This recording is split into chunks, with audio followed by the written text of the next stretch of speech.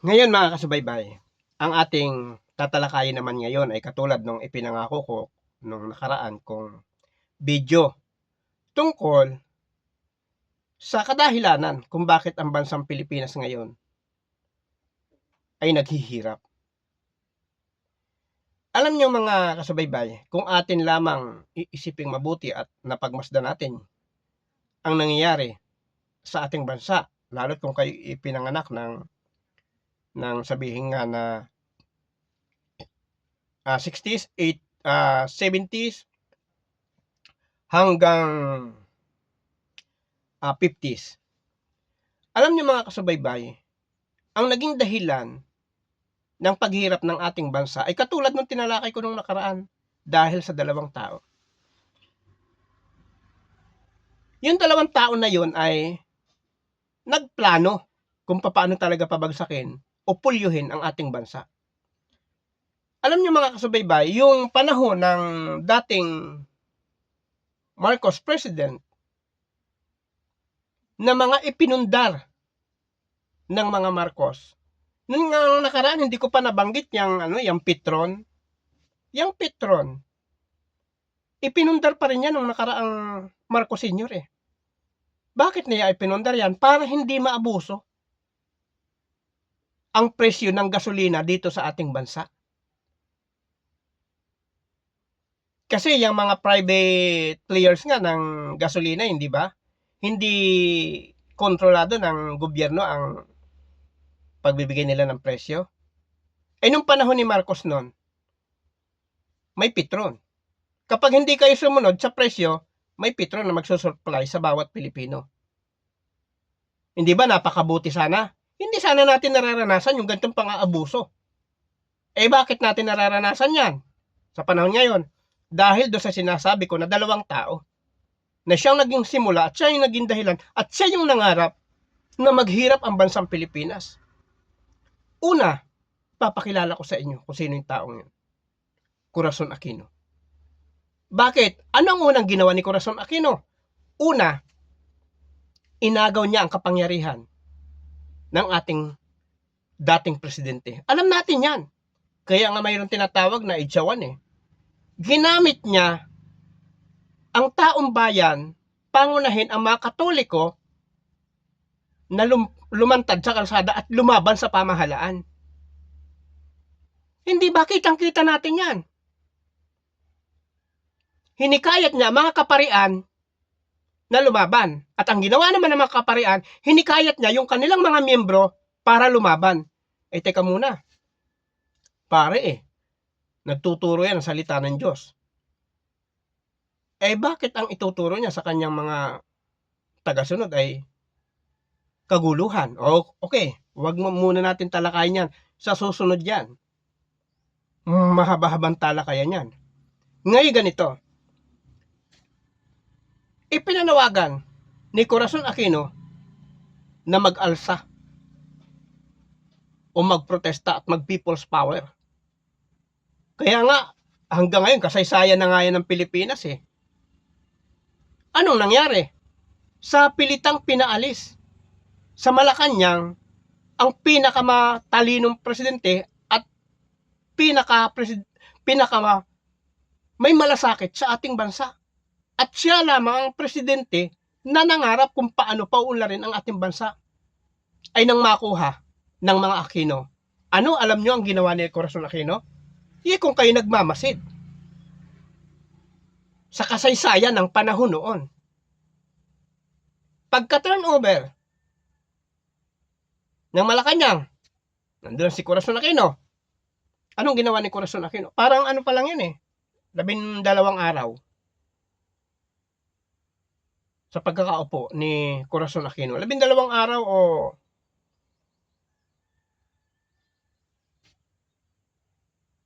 o sabihin natin na wala pang isang buwan sa pagkakaupo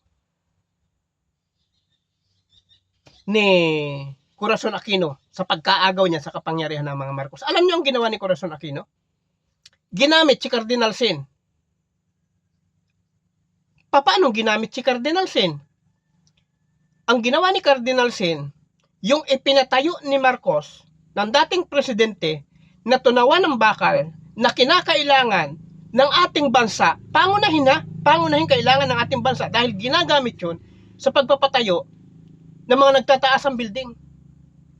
Sa pag-unlad ng ating bansa, alam nyo ang ginawa ni Corazon Aquino? Inutusan si Cardinal Sin pumunta sa bansang Korea. Bakit? Ipinagbili sa bansang Korea yung ipinatayo ni President Marcos na mga tunawan ng bakal. O, nung maaprubahan, nabili ng bansang Korea yung tunawan ng bakal. Anong nangyari? Matapos mabili, naging private na nga yun ng bansang Korea ang tunawan ng bakal. Anong nangyari makalipas ang ilang buwan? Halos 1 buwan lang yun nag-operate Pagkatapos, ipinasara yan ng bansang Korea. Anong nangyari? Laman ng pahayagan. Radyo, TV, dyaryo. Araw-araw. Ano ang laman ng pahayagan? Libu-libong Pilipino nawawalan ng trabaho. Kasabay ang pagbagsak ng ekonomiya ng ating bansa. Halos araw-araw yun laman ng pahayagan. Libu-libong Pilipino nawawalan ng trabaho. Dahil sa pagkabenta ni Corazon Aquino sa mga tunawan ng bakal. Gaano kadami empleyado yan? Libo rin. At ilan gang tunawan ng bakal? Napakarami na pinatayo ng ating butihing Marcos na pinakamatalinong presidente ng ating bansa sa kasaysayan. Kaya unti-unting napupulyo, lumulubog ang ekonomiya. Unti-unting naghihirap ang bansang Pilipinas. Hindi nagtagal, anong ginawa ni Corazon Aquino? Ibininta yung tunawan ng plastic na ipinatayo din ng dating presidente. Ano nangyari? Naulit na naman. Araw-araw, laman ng pahayagan, radyo, dyaryo, telebisyon, libu-libong Pilipino nawawalan ng trabaho. Bakit? 1 buwan din lang nag-operate yun Pagkatapos, ipinasara na uli. Nang nakabili. Na ang alam ko dun sa kasaysayan, bansang Korea pa rin Ipinasara. Bakit? Ang layunin ni Corazon Aquino, pulyuhin mismo ang ekonomiya ng ating bansa at paghirapin ang bansang Pilipinas. Yan talaga ang dahilan ng pagkahihirap ng Pilipinas, yung simula ng paghihirap. Hindi ba? Yun ay kung kayo lamang ay nagiging mulat o gising sa nangyayari sa ating bansa. Laging isisisi nyo sa mga Marcos. Hanggang sa ngayon, Marcos pa rin. Sino ba naging dahilan? Sana malaman itong napakaraming Pilipino na talagang naging dahilan at naging simula ng paghirap at ang nangarap na maghirap ang Pilipinas simula nang maupo sa Malacanang ang mga Aquino. Yan lang yun. Kaya ang sinasabi ng inyong kasubaybay, ayon sa nakita, nasaksihan at sa kasaysayan ng ating bansa. Bakit maraming Pilipino nagsasabi Marcos ang may kasalanan, Marcos ang nagnakaw, nilason ang kanilang mga kaisipan? Hindi ba natin napapansin? Yung mga nagpoprotesta, mga nagwewelga sa Mindiola at kung saan-saan lugar pa, kabataan, hindi nila talaga alam kung ano ang nangyari kung hindi naturuan lamang sila. Kaya tanungin natin, mga loyalista ng Marcos, kung ano ang ginawa ng mga Marcos, walang ibang ikukwenta sa inyo kung hindi mabuti. Matatanda yun, yun talaga yung nakasaksi ng katotohanan nangyari sa ating bansa ay mga nagpoprotesta. Kita natin mga estudyante. Sabi nga, may gatas pa sa labi Anong malay nila nung panahon ni Marcos? Wala. Naturuan lang sila ng maling kasaysayan. Sabi nga alam din naman natin, binaligtad nila ang kasaysayan ng ating bansa. Pinilipit. Ay kung ikay matalino at susuriin mo ang katotohanan, hindi ka kayang turuan ng mali. Ang hahanapin mo, ano yung katotohanan? Ano yung nangyari panahon ng mga Marcos? Hindi batang-bata ka pa, napakatibay ng mukha mo, magsasabi ganito ang mga Marcos. Ilang taon ka lang ba? Nung panahon ni Marcos, wala ka pa nga nun Ang tatay mo, baka wala pa rin nun yung mga nagpo-protesta ngayon yung kabataan. Tanungin mo yung mga matatanda na kasaksi. Sasabihin sa'yo ang tunay na nangyari. Mga Aquino ang naging dahilan. At doon nagsimula ang kahirapan. Doon nagtampisaw ang bawat Pilipino sa putik ng kahirapan hanggang sa ngayon dinadanas yan. O ngayon, ano ang huling ginawa? At ang isa pang ginawa ni Corazon Aquino, bagamat ako'y hindi agad sa samahan na yon. Sinasabi ko lang kung ano yung naging kasaysayan. Ano nangyari? May ibang topic tayo dyan. May pagkakataon. Pero tinitiyak ko sa inyo, mga kasubaybay, sambayanang Pilipino, ang naging dahilan ng tunay na paghirap ng Pilipinas at nangarap na ang Pilipinas sadyang maghirap, ang mga Aquino. Hindi ko pa nababanggit yung isa pa.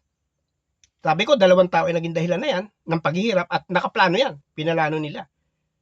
May part 3 ito. Hindi ba mga kasubay-babay? Kaya tayong mga Pilipino, huwag tayong madadala sa kung ano lang ang narinig natin. Dapat tuklasin natin ano yung totoo talaga. Eh kung tayo madadala sa isang narinig lang natin, hindi na tayo nagsuri. Para ka lang alon sa dagat. Pinapadpad kung saan saan. Walang direksyon. Kung ikaw ay Pilipinong may talino, laging 2 lang ang dapat mong hanapin. Katotohanan, kasinungalingan. Eh naturuan ka, may agam-agam sa'yo dahil may nababalitaan ka pang iba. Kung ikaw may talino, susuriin mo yung isang panig. Ano ba totoo? Ano ba yung kasinungalingan? Hindi, ang ginawa mo naniwala ka agad. Nasaan yung talino mo? Nasaan yung prinsipyo mo? Prinsipyo mo na sumunod sa kasinungalingan? Katulad ng nakikita natin ngayon sa Senado, maging ang batas pwede nilang maliin. Nakakatuwa. Matatalino pa naman, kaya naghirap ng Pilipinas, sobrang talino nila Ay, hindi ba? Okay muli, nagpapaalam ang inyong kasubaybay.